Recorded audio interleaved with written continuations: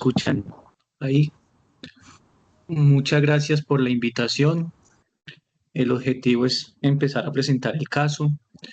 Mm, Muy complacido de presentar este interesante caso por la universidad. Eh, Empiezo mi charla con esta imagen. Él es Janus. Janus es el dios de las transiciones romano, el dios de la dualidad.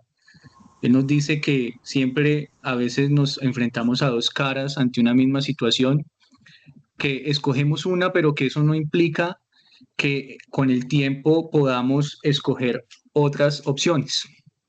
Nuestro caso es de un paciente masculino de 21 años de edad, natural y procedente de Bogotá. Actualmente es estudiante de ingeniería. El motivo de consulta de nuestro paciente es dolor poliarticular. Él tiene un cuadro clínico de aproximadamente 15 días de evolución al ingreso a urgencias, donde refería dolor en las articulaciones interfalángicas proximales de ambas manos, en rodillas y en metacarpofalángicas de ambas manos. Sin embargo, él siempre refirió que el dolor era mucho más marcado en el hemicuerpo derecho. Llamativamente dice que durante estos episodios presenta cambios en la coloración de los dedos, lo que refiere como blancos y morados, que se objetivaron en el servicio de urgencias durante su consulta. Como antecedentes personales, él tiene una epilepsia focal estructural con una última convulsión en marzo del 2021, un angioma cavernoso frontotemporal izquierdo. Como hospitalizaciones, resaltar que le dio COVID en el 2021, estuvo hospitalizado por 5 días sin ningún tipo de secuelas, una neumonía que ya en la comunidad en febrero del 2023, y entre otros, quirúrgicos, transfusionales, familiares y farmacológicos negaba. Resalto los farmacológicos porque a pesar de tener este diagnóstico de epilepsia focal estructural, el paciente no tomaba anticonvulsivantes hacía más de 4 años y tampoco pues había tenido convulsiones como bien nos refiere nuestra historia clínica.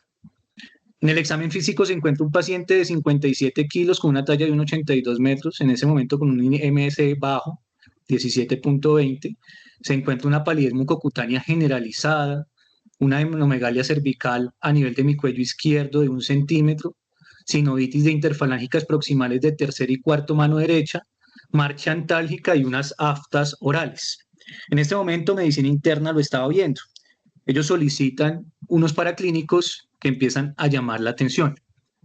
Primero, una linfopenia, 900 células por milímetro cúbico, una anemia de volúmenes normales, una hemoglobina en 9.3, unos reactantes de fase aguda, una PCR en 7.03 miligramos por litro con un corte para nuestro hospital de 5. Y lo que más llamó la atención es que tenía un patrón mixto en los ANAS con un patrón AC04, 1 en 160, y una C18, 1 en 1280. Pero además, muy llamativamente, un anti-SM positivo en 809.63 y un anti-RNP también positivo en 84.9 en ese momento. Le hacen un diagnóstico de lupus por parte de medicina interna y vamos a mirar si el paciente tiene lupus. Cuando hablamos de lupus, hablamos de que los criterios de entrada según las guías del 2019 son unos ANAS con un valor mayor o igual a 1,80, con el test que utilizamos en el hospital. Evidentemente tenemos unos ANAS con un patrón AC04, ¿sí? Y un patrón AC18. Con un AC04 en 1 en 160, si bien la literatura nos habla que los patrones de ANAS 1 en 80 pueden estar presentes hasta en el 30% de población sana, esto disminuye cuando están más altos.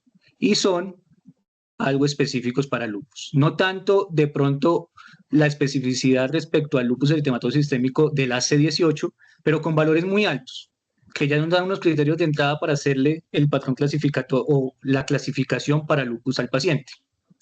Con esto empezamos a sumar. Tenía unas úlceras orales, nos da 2 puntos, un compromiso articular por sinovitis que nos da 8 puntos y lo que ya mencionábamos, un anti-SM que nos puntúa 6 para 14 puntos. Como sabemos, los criterios de entrada y los criterios clasificatorios nos hablan de mayor o igual a 10 para clasificar a un paciente como lupus.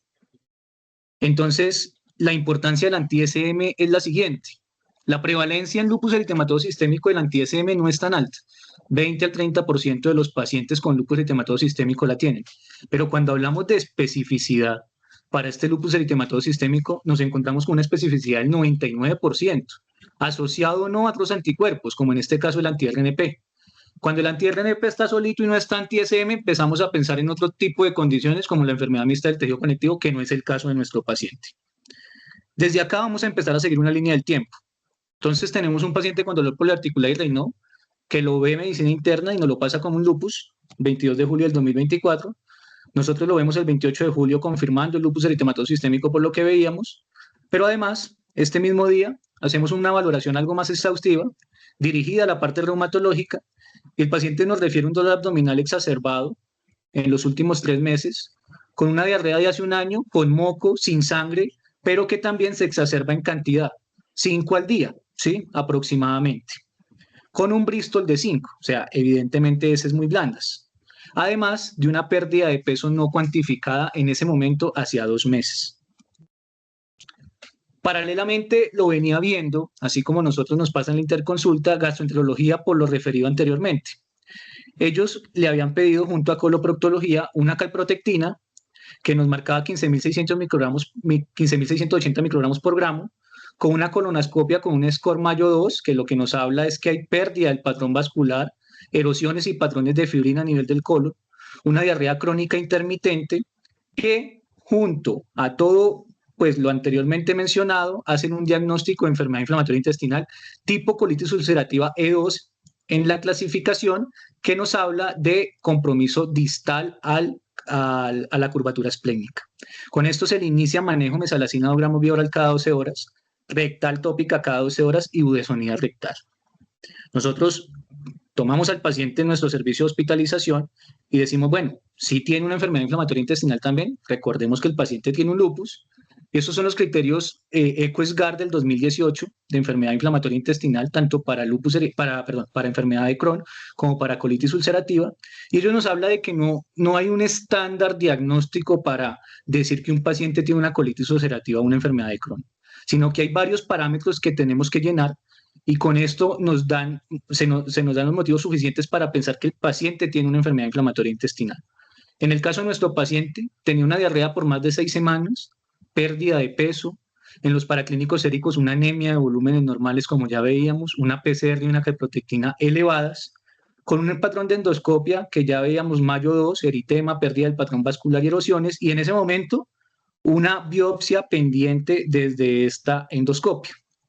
Siguiendo nuestra línea del tiempo, con esto nosotros hacemos un diagnóstico el 31 de julio del 2024 o confirmamos más bien, no estamos de acuerdo con el diagnóstico de coloproctología y gastroenterología de una enfermedad inflamatoria intestinal tipo colitis ulcerativa. En esta misma valoración encontramos a un paciente con una dactilitis del segundo y cuarto dedo bilateral, unas pruebas de estrés sacroiliacas positivas refiriendo también un dolor lumbar de más de un año de evolución, sinovitis en codos, muñecas y rodillas, objetivas en nuestro examen físico. Con esto tomamos exámenes, entre estos pues estas radiografías, columna cervical, torácica, manos bilateral y de columna lumbosacra, que no mostraban ningún tipo de alteración. Y pues con lo que nos refería el paciente nos fuimos a las sacroiliacas. Estas fueron las radiografías de sacroiliacas del paciente. Nos muestran unas articulaciones sin alteraciones en los espacios, sin erosiones, sin puentes óseos, sin cambios que nos hicieran pensar en cambios estructurales a nivel de la radiografía. Pero en la resonancia se empiezan a marcar ciertas características que empiezan a llamar la atención. Y acá las señalo en rojo. Unas erosiones a nivel de T2, que cuando hacemos supresión grasa en el STIR, se empiezan a ver cambios a nivel de esta también, ¿sí? Diciéndonos que este paciente tiene cambios tanto crónicos como agudos de una sacroilitis derecha. En algunos cortes esto es más evidente como en estos cortes, donde también tomamos T2 y el STIR, y nos damos cuenta que acá hay erosiones a nivel de las sacroiliacas derechas, ¿sí? Con lo que parece ser el inicio de la formación de puentes óseos a este nivel. Cuando se toma realce, o se hace el STIR, perdón, con la supresión grasa, se ve que hay cambios también inflamatorios a este nivel, confirmándonos que el paciente tiene una sacroiliitis. Con esto entonces nosotros entramos a pensar que el paciente asociado a esto, a un lupus eritematoso sistémico, a una enfermedad inflamatoria intestinal, también tiene una espondiloartritis. ¿Y qué tenemos para ello? Un dolor lumbar de más de 3 meses en un paciente menor de 45 años con sacroiliitis ya documentada en la resonancia nuclear magnética, artritis, el dolor lumbar inflamatorio que refería, la entesitis, la dactilitis, una enfermedad inflamatoria intestinal y una elevación en reactantes de fase aguda, como la PCR. En ese momento le hacemos escala de actividad y escala de funcionalidad, hablándonos de la severidad que tenía este paciente en este momento con un BASDAI de 6.8, un ASDAS de 3.6 y un BASFI de 3.4. Con lo anterior, sumado a nuestra línea del tiempo, ya con un diagnóstico de lupus eritematoso sistémico y de enfermedad inflamatoria intestinal, colitis ulcerativa, sumamos un diagnóstico de espondiloartritis por enfermedad inflamatoria intestinal. Entre los exámenes que tenemos, también tenemos una HLA clase 1 y clase 2. Y llamativamente, el paciente es portador de HLA de 3543 y HLA-B 5108. Este 5108 nos prende las alarmas porque nos dice, bueno, entre las enfermedades mixtas que pueden explicar este cuadro, toca que descartar enfermedad de Behçet. Pero ¿por qué nuestro paciente no tiene enfermedad de Behçet? La enfermedad de Behçet nos habla de una recurrencia de las úlceras orales que el paciente no tiene. Solo una vez documentadas, incluso en el examen físico del paciente. ¿Sí? Como veíamos, el ilion estaba normal en la endoscopia, sí, en la colonoscopia. Entonces, tampoco podríamos hablar de Crohn en ese momento. Eso tengo que dejarlo claro.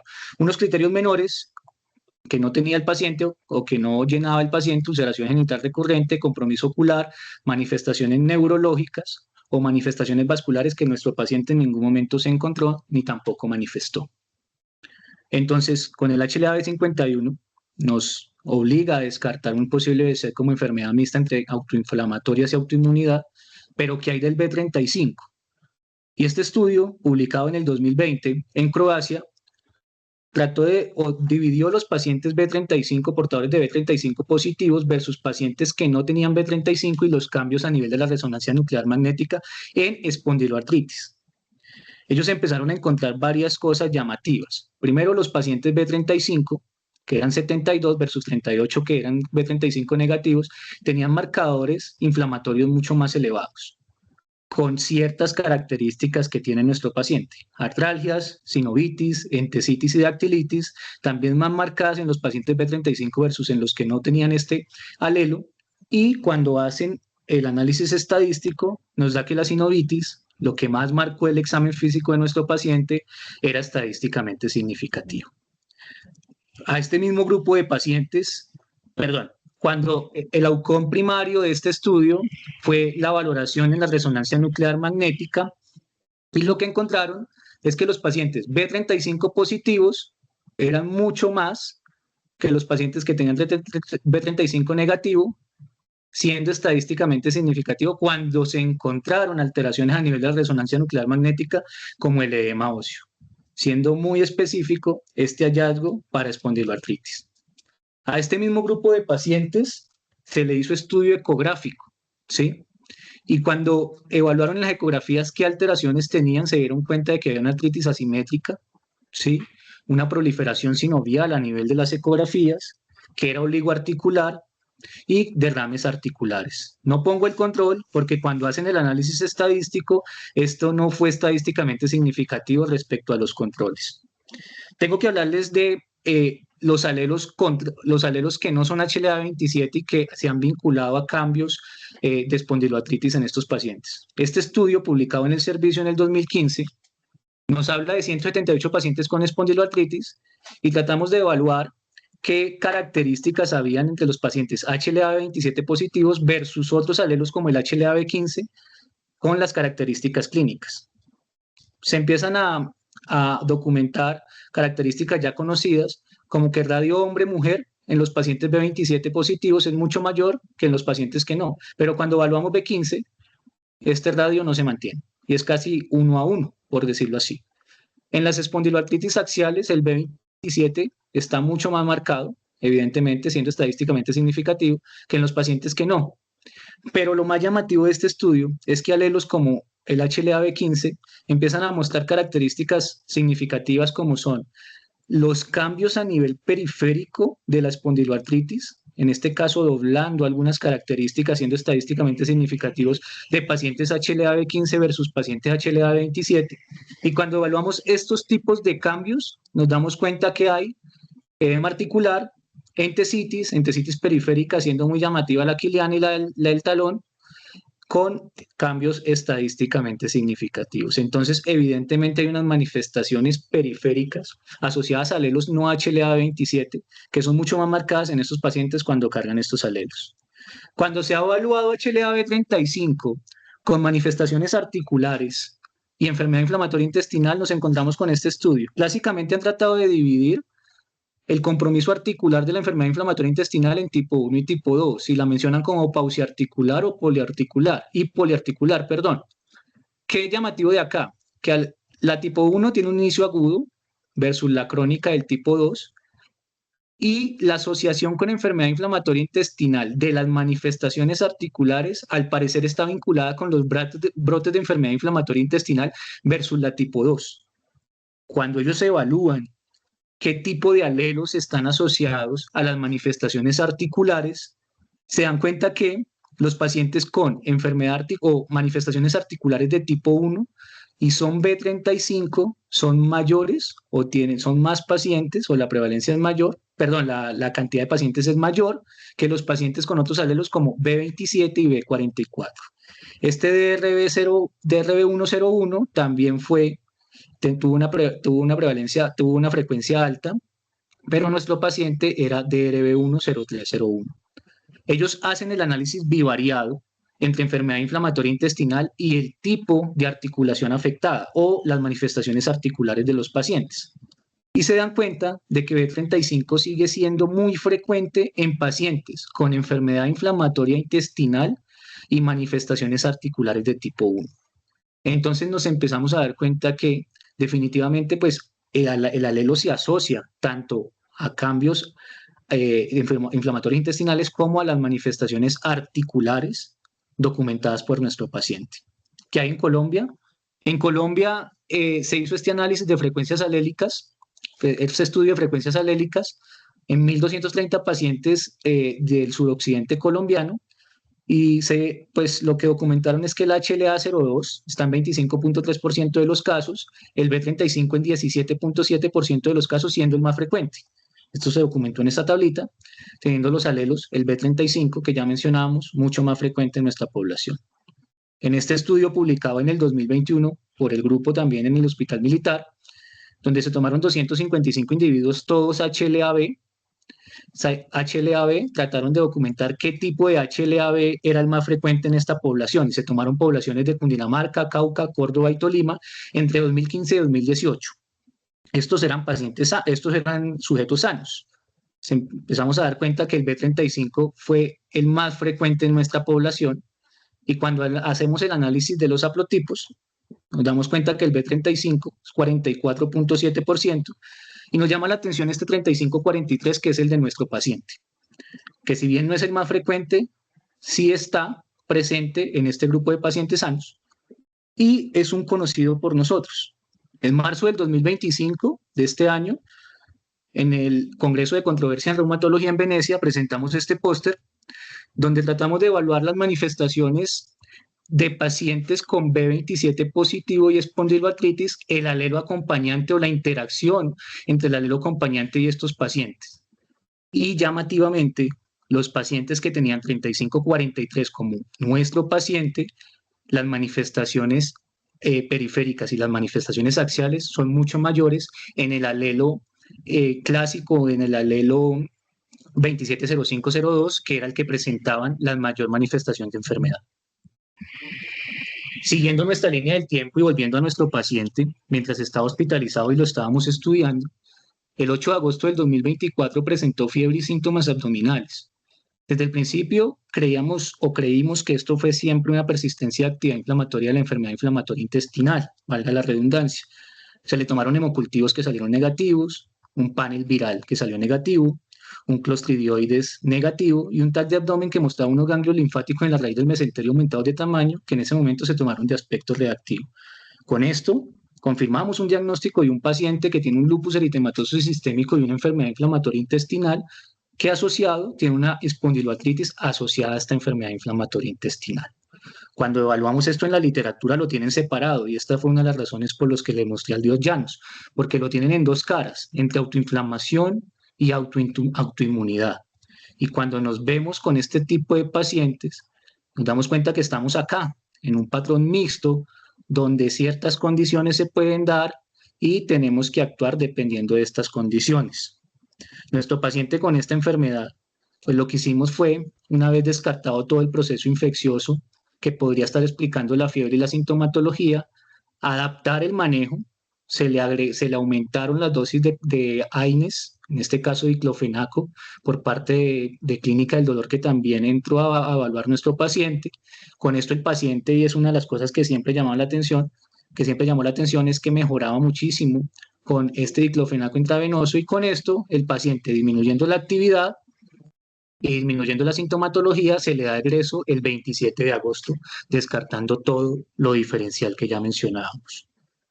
Y volvemos a que clásicamente la inmunidad innata y la inmunidad adaptativa la han dividido como en dos caras diferentes, pero siempre se ha hablado de que puede haber un puente entre estas dos enfermedades y entre estos puentes se mencionan ciertas células como las gamma delta, células T gamma delta y las natural killer, que pueden ser esa transición y por la producción de interleuquinas que terminen generando activación de linfocitos B y células plasmocitarias con la consecuente activación de producción de anticuerpos y generando la autoinmunidad. Asimismo, han tratado de dividir la autoinflamación y la autoinmunidad para darle valor al manejo o para acomodar el manejo a lo que el paciente tiene. Y nos damos cuenta cómo acá, desde un punto de vista de autoinflamación y autoinmunidad, hay varias opciones terapéuticas, siendo los corticosteroides la opción que quizá nos cubre todas. Cuando vamos a la parte genética, nos damos cuenta que también se han dividido varios factores, entre estos llamativamente el factor Toll-like receptor 7 y 9 con las enfermedades autoinmunes como el lupus eritematoso sistémico, estos vinculados a la inmunidad innata, y en los patrones mixtos como la espondilitis anquilosante o las espondiloartritis, los HLA que ya hablábamos. Entonces tenemos un paciente con dos caras de enfermedad, donde en un espectro que han dividido al extremo como inmunidad adaptativa está el lupus eritematoso sistémico y en este espectro estamos nosotros, ¿sí? Para tratar de entender cuál es el puente y cuál es la mejor manera de abordar a nuestro paciente para darle un buen manejo. El paciente vuelve el 13 de septiembre del 2024 por fiebre y artralgias. Se hospitaliza nuevamente, creemos que es una actividad o persistencia de la actividad de la inflamación. Con las adenomegalias que tenía a nivel de la tomografía se le hace una resonancia de abdomen, una resonancia de tórax que muestra estas adenomegalias retroperitoneales y axilares bilaterales.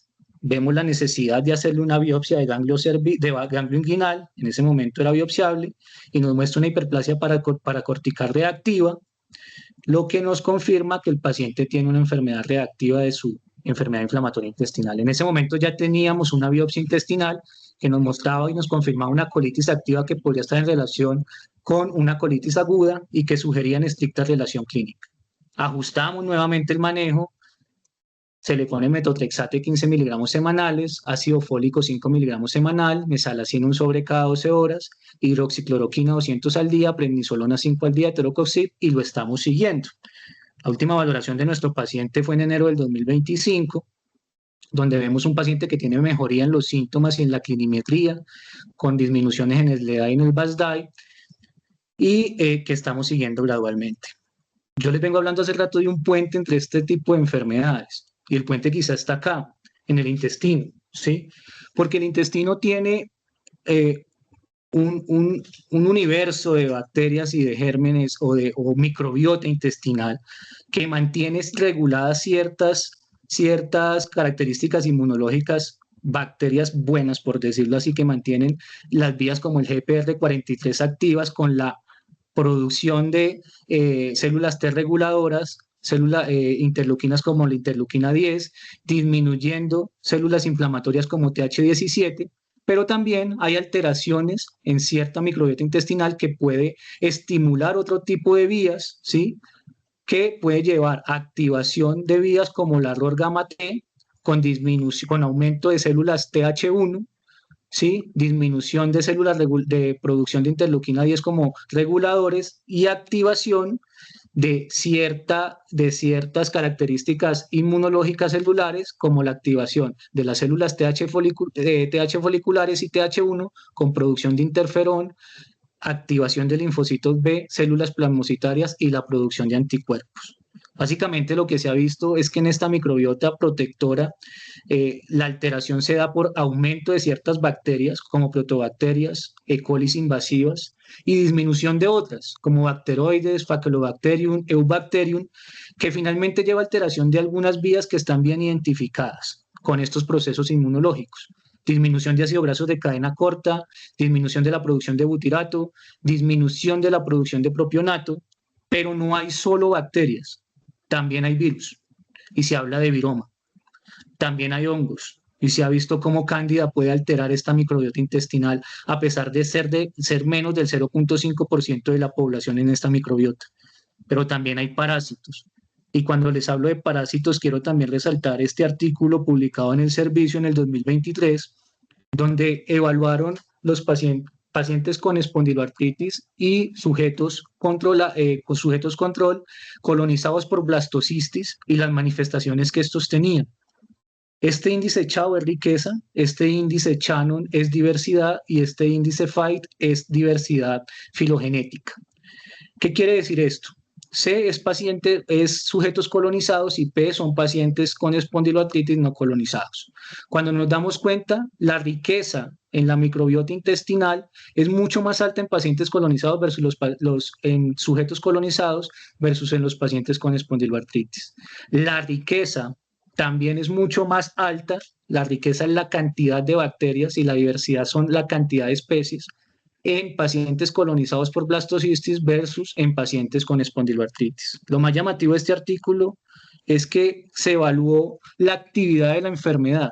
Este p-high es actividad alta en pacientes con espondiloartritis y siguiendo la secuencia anterior nos dimos cuenta cómo sujetos colonizados tenían mayor riqueza y mayor diversidad que los pacientes que estaban enfermos con espondiloartritis, donde esta diversidad y esta riqueza bajó, siendo estadísticamente significativo para el BASDAI, lo que nos habla de que esto está relacionado concomitantemente con la actividad de la enfermedad. Cuando evaluamos los cambios en la funcionalidad de los pacientes, se mantiene la misma línea.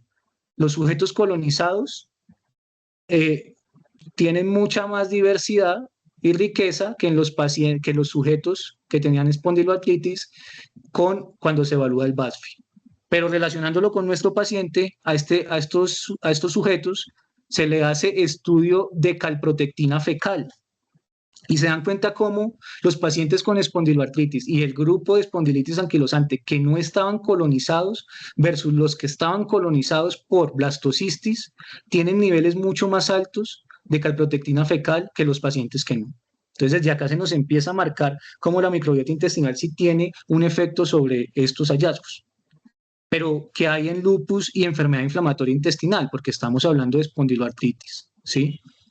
Este estudio publicado en Translational Science este año, derivado del estudio del Microbioma Project, trataron de evaluar las bacterias que estaban relacionadas con enfermedad inflamatoria intestinal y lupus eritematoso sistémico, entre otras enfermedades, y evaluar qué bacterias aumentaban o disminuían dependiendo de la enfermedad que se hallaba. Y se dieron cuenta de que, por ejemplo, bacterias como Streptococcus urales, Clostridium inoculum, subieron en las dos enfermedades o estaban mucho más altas en las dos enfermedades, y bacterias como Bacterium species y Clostridium leptum estaban mucho más bajas en las dos enfermedades. Lo más interesante es que hicieron análisis genético de las vías genéticas alteradas de estas dos vías o de estas dos enfermedades y se dieron cuenta que el lupus eritematoso sistémico y la enfermedad inflamatoria intestinal comparten unas vías genéticas alteradas, en este caso 279 vías, que cuando se van a convertir a proteínas o alteración con proteínas, se mantienen estas vías de alteración hasta en 135, ¿sí? siendo estadísticamente significativas. Entonces, la microbiota intestinal altera vías genéticas y altera vías de producción de proteínas a este nivel. Les menciono solo esta vía del receptor de glucocorticoides como la más alterada. La línea punteada quiere decir enfermedad, la línea azul quiere decir enfermedad inflamatoria intestinal, la línea y el círculo rojo, perdón, quiere decir lupus eritematoso sistémico, y la significancia estadística son los asteriscos. Se dieron cuenta de cómo estos pacientes que compartían enfermedad inflamatoria intestinal y lupus eritematoso sistémico mantenían alteración de ciertas bacterias siendo estadísticamente significativas en el caso de la alteración del receptor de glucocorticoides. Cuando evalúan la genética, me encuentro con este estudio publicado en Frontiers Immunology en 2023, y lo que trataron fue de evaluar si pacientes ya con lupus eritematoso sistémico y vías alteradas de nucleótido tenían riesgo para hacer enfermedad inflamatoria intestinal. Cogieron población europea, más de 4.000 pacientes con lupus y más de 5.000 pacientes con lupus y más de 4.000 pacientes con enfermedad inflamatoria intestinal, y llamativamente se dieron cuenta de que en población europea tener lupus parece ser factor protector, si se puede decir así, para enfermedad inflamatoria intestinal. La tendencia trata de mantenerse en la población asiática sin ser estadísticamente significativa. Pero esto lo que nos habla es que definitivamente hay cambios epigenéticos que ya hemos mencionado que podrían explicar todo el cuadro más que un componente genético implícito. Cuando evaluamos la literatura respecto a enfermedad inflamatoria intestinal y lupus, nos encontramos con reportes de caso.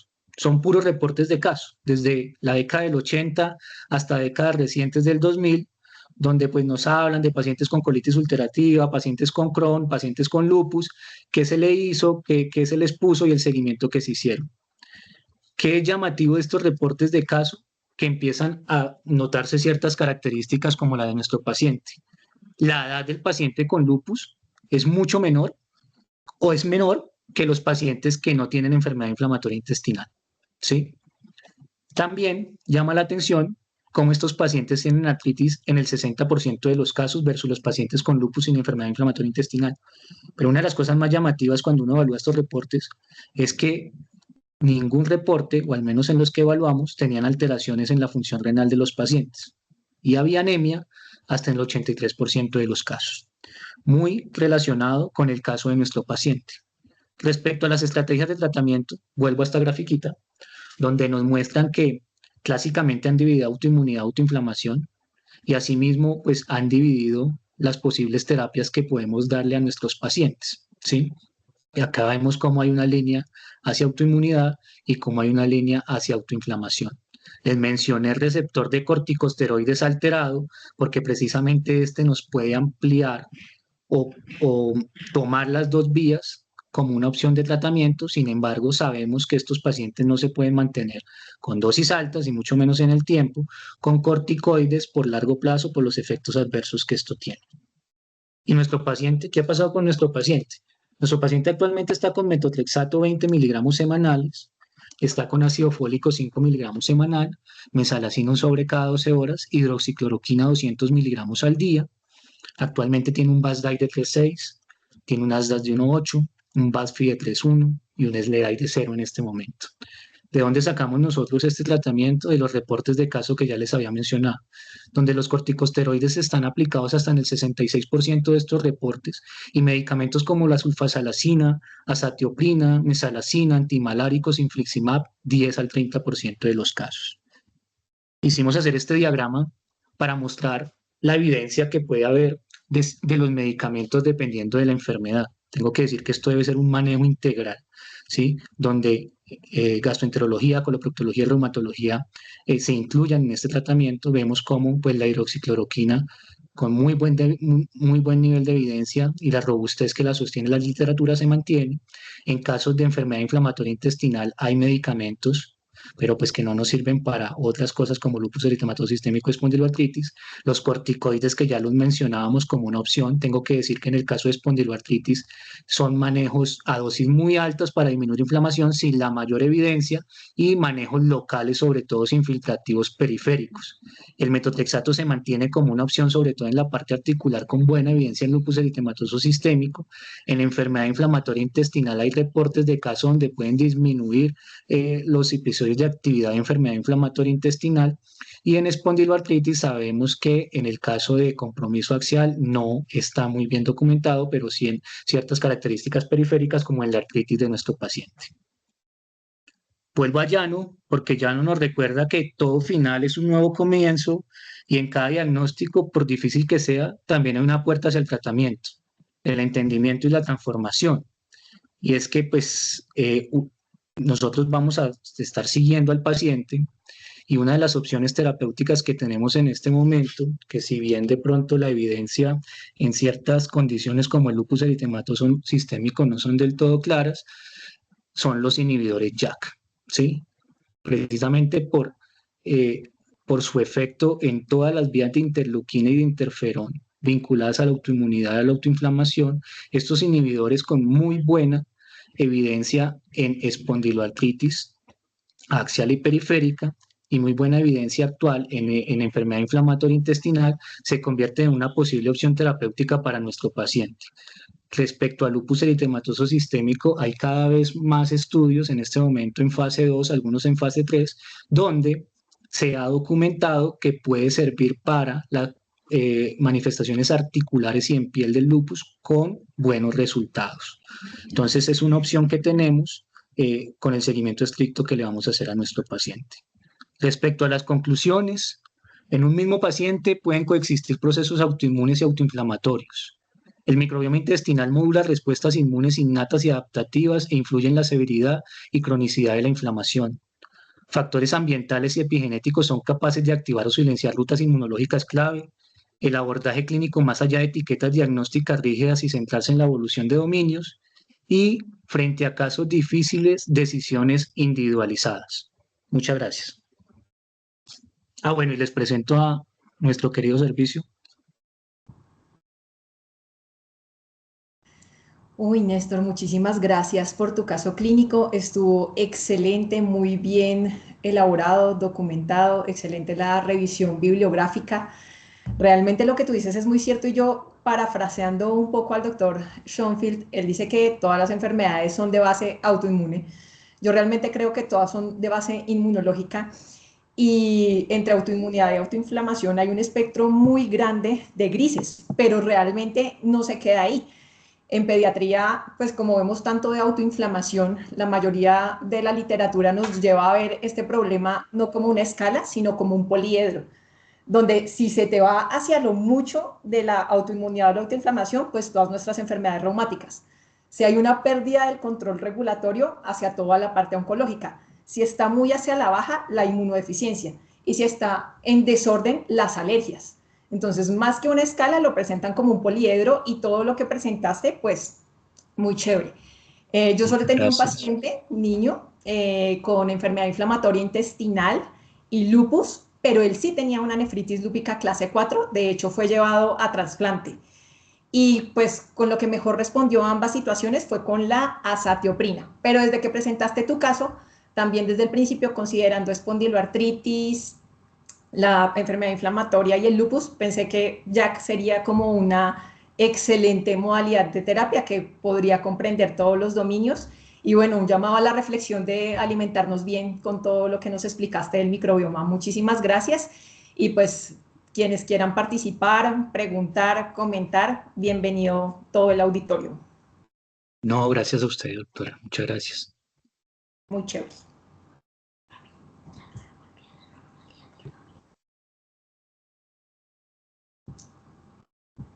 Aldemara, tiene la mano levantada, puedes participar.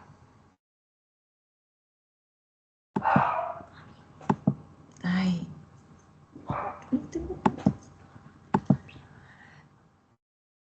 Silvia, ¿nos puedes colaborar para darle micrófono al doctor Aldemar, por favor? Sí, señora, claro que sí. Gracias.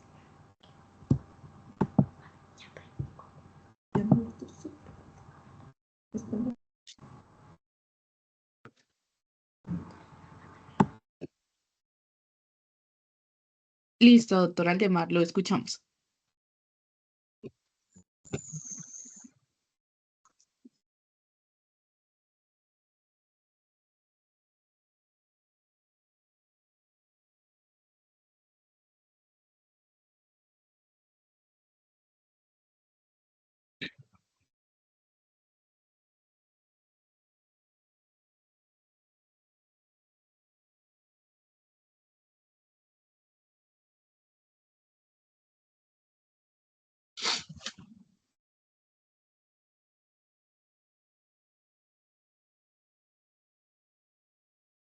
Creo que se desconectó o algo. Sí, abandonó el espacio. Vamos a ver si vuelve a ingresar.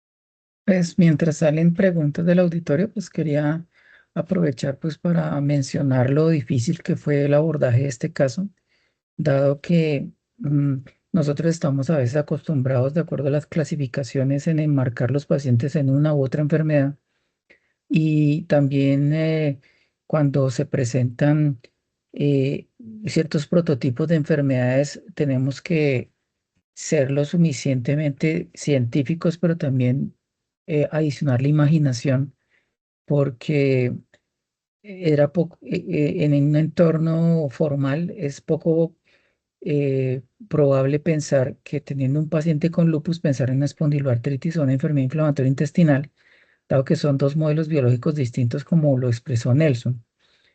Y pues siempre, o sea, sabemos que las clasificaciones de las enfermedades se hacen con un motivo de poder entender los fenómenos biológicos, pero definitivamente las enfermedades hacen lo que a ellas les parezca.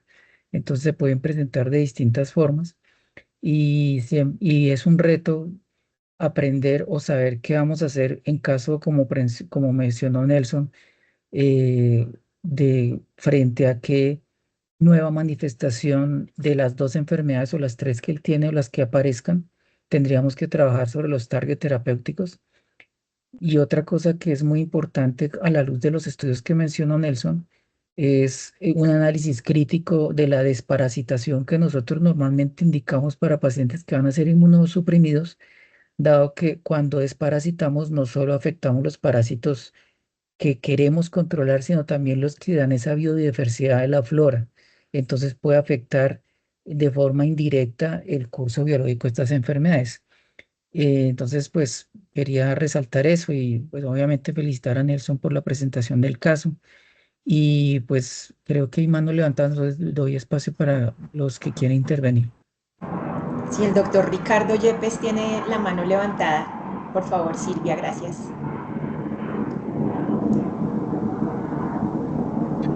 Hola, buenas noches. Primero, felicitaciones a Nelson. La sesión muy agradable, un caso muy interesante y cómo se va presentando el análisis clínico. También como la doctora Lorena, pues tuve un caso de una paciente afrodescendiente acá en Cali, 15 años, y la hospitalización también prolongada con criterios para diagnóstico de lupus, pero también de colitis ulcerativa. Y se manifestó con una serositis y una citis muy, muy severa, poca respuesta de esteroide y pues simplemente para comentar que en ese caso fue difícil, pero hicimos un manejo muy individual para este caso que fue ciclofosfamida más infliximab y fue necesario porque no recuperaba de la citis muy severa y con ese manejo, con 3 dosis de ciclofosfamida y posterior continuación de infliximab, se logró estabilizar la parte inicial del cuadro. Y eso nos hace pensar pues de que las manifestaciones son muy diversas y en ocasiones pues uno maneja lo que está predominando, ¿no? Pero son cuadros muy complejos y pues me llamó mucho la atención, pues no había visto más casos como estos, pero ya al mirar que hay más casos, ¿no? Y que dentro de la diversidad se presentan casos y se aprende mucho de esto. No, muchas gracias. Muchas gracias. Gracias, Ricardo. Acá te voy a transmitir una pregunta de la doctora Paula Carrillo. Dice, muchas gracias por la presentación. En este caso, ¿qué manejo se le dio al compromiso axial? Sí, es una pregunta que nosotros tenemos clara porque precisamente los hallazgos en la resonancia son claros. Primero, pues empezar a descartar antiinterleuquina 17 por la enfermedad inflamatoria intestinal que tiene el paciente, ¿sí? Está contraindicado en estos casos, puede exacerbar los anti-TNF, se han mostrado algunos casos donde puede exacerbar el lupus. Entonces, la opción, precisamente por eso quisimos darle como dos diapositivas a los inhibidores JAK. La opción que tenemos en este caso para darle manejo al paciente es los inhibidores JAK. No sé, el doctor Bello también de pronto quiera Sí, complementar. igual se estableció por las pautas de manejo establecidas, que fueron fisioterapia, técnicas de ahorro y higiene postural, antiinflamatorios no esteroideos, con precaución pues de la otra comorbilidad reumatológica que lo tiene el paciente, y también inhibidores de la COX-2. Igual pues en ausencia de compromiso renal, teniendo las precauciones necesarias, pues se puede recurrir a estas alternativas terapéuticas entre antiinflamatorios no esteroideos y COX-2. em, y pues a futuro podría ser una alternativa, lo que mencionó Nelson inicialmente, en caso de falta de respuesta. Pero en este caso se plantearon unas alternativas de manejo. Ah, bueno, sí, el paciente sí, gracias, profe. El paciente siempre tuvo AINES, teniendo en cuenta, pues, desde el inicio, los señores COX-2 fueron como la pauta de manejo y se mantuvieron, pero pues ya la evolución del paciente nos dará a pensar y los cambios que haya nos dará a pensar qué opciones terapéuticas, como ya lo mencionábamos, tenemos para aplicarle. Vale la pena reforzar el papel de políticas, o sea, desde la asociación trabajar en políticas públicas para, de acuerdo a la evidencia que hemos generado no solo en el grupo de nosotros, sino también en otras partes, muy importante con respecto a ajustes nutricionales y modificaciones a gran escala poblacionales, que a pesar de que tiene un papel indirecto, no es menos importante, porque ya es muy conocida la información sobre el impacto nutricional y todas estas conductas alrededor de generar una adecuada flora bacteriana que repercute de forma importante en los desenlaces reumatológicos de todas estas enfermedades, de los desenlaces metabólicos, y creo que es supremamente importante ir pensando eh, en generar una información en conjunto para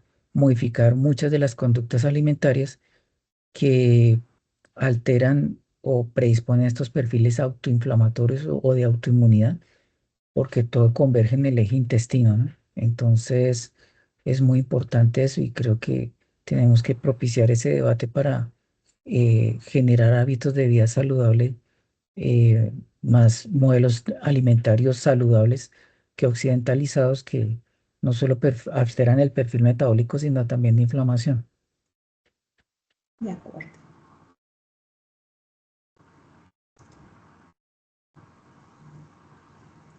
Te están felicitando, impecable presentación, doctor Nelson.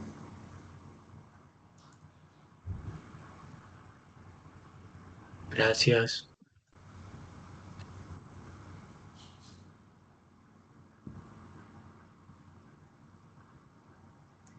¿Alguna otra intervención? ¿Alguien más que quisiera hacer alguna pregunta?